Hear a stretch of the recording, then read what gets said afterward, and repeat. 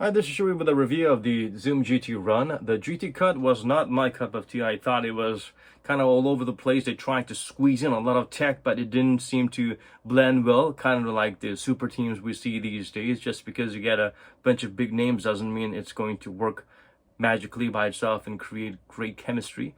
The GT Run, however, is a very successful experiment by Nike. This is Midsole React with double air zoom air on the forefoot, and you can see the turbo zoom or the zoom treble just on the forefoot unit there, and then right underneath there's another zoom air unit. For those who feel like they get a lot of blisters or fatigue around the forefoot area or the pivot point, this is a great news for you. This is a great shoe for you, but ordinarily I would say just one layer of zoom would have been fine.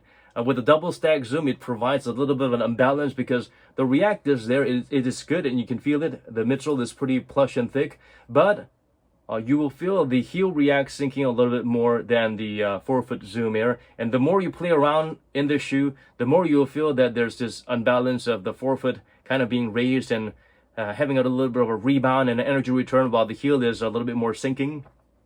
So they could have added a little bit more React on the heel, or subtracted the zoom air on the forefoot, or just made the zoom air more lower to the ground. The React midsole, as you can tell, it's got a very thick groove and pattern, and that this pattern continues all the way on the bottom side as well. As you can tell, this is like all space. So there's a lot of space in between. So the density is not just lowered, it's lowered to the extreme and then subtracted even further. So it's super plush. There's a lot of room for the midsole to expand and really just absorb and channel the weight, distribute the weight, or make the impact be guided elsewhere all over the place, disperse. So this is good, but at the same time, it's going to bottom out more so than the usual React midsoles. It's a little bit of a headache because the forefoot isn't going to bottom out unless the zoom air punctures out. So there's going to be a bit of an imbalance, but not as bad as the Zoom BB Next. The Zoom BB Next just had this immediate sinking sensation in the heel and forefoot zoom that you can't feel, but it's a little bit more raised. This is zoom you can feel and a React sole that reacts. For size 9.5, it weighs about 380 grams, and it actually feels a lot lighter than what the digits show. The insole is a little unique, because you can tell these little grooves are there to make sure the forefoot zoom treble or zoom turbo is placed nicely underneath the insole. The insole, I believe, is React. It's not crazy thin, but it's not crazy thick. It's nice all over, very plush. But I would have appreciated having a little bit more on the heel, because if it's uniform, as I already mentioned, because it's sinking a little bit more towards the heel, they could have used a little bit more elevation here. Other than this little plastic plate, I don't think it has a midfoot shank.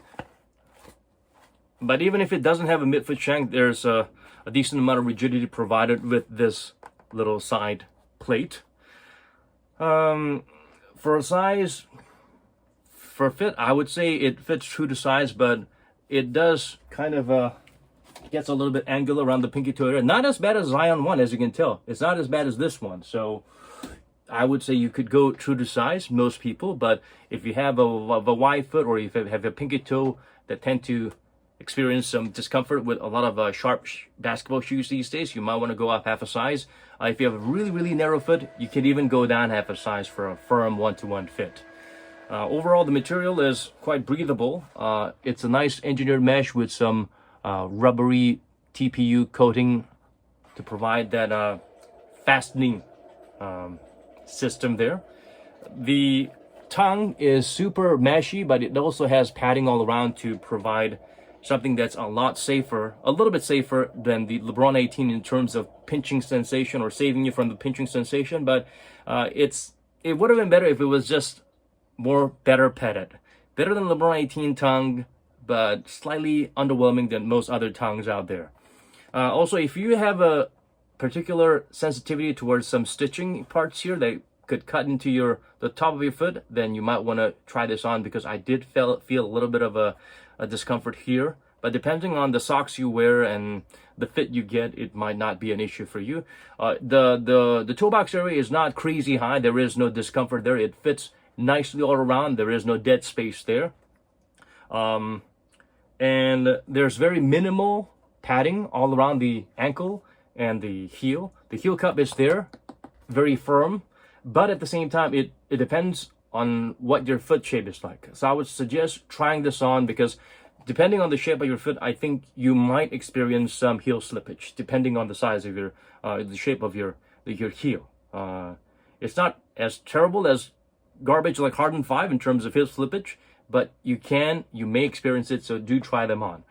The heel, it's got a little bit of an angular section there, and the foam, React foam, is soft, so you have a nice little heel-to-toe glide without any clunkiness.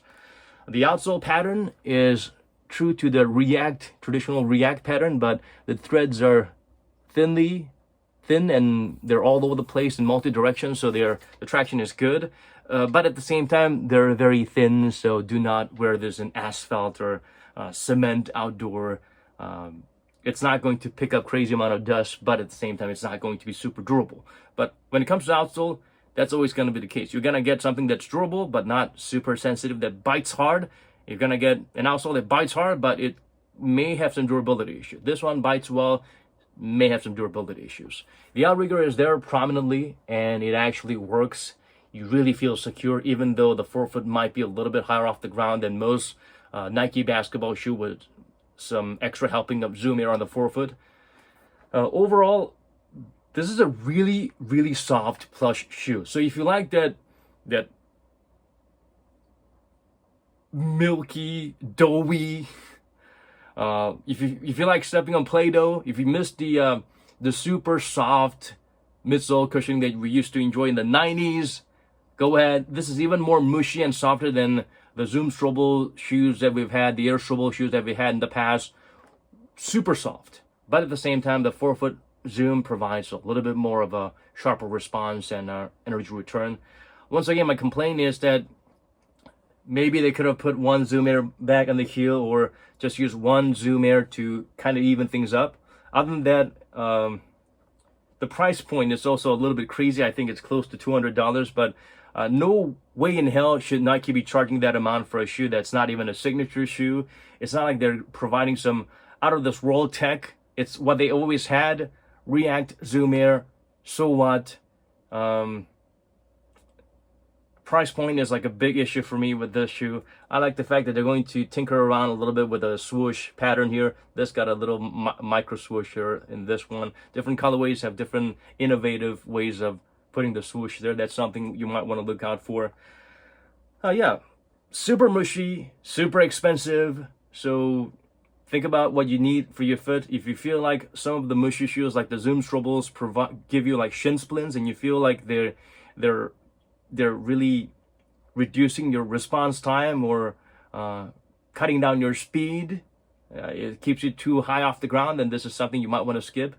Despite the name Zoom GT Run, I guess it's supposed to help you run around a little bit longer because it's got a lot of cushioning, but it's definitely not running quickly and hard to the basket.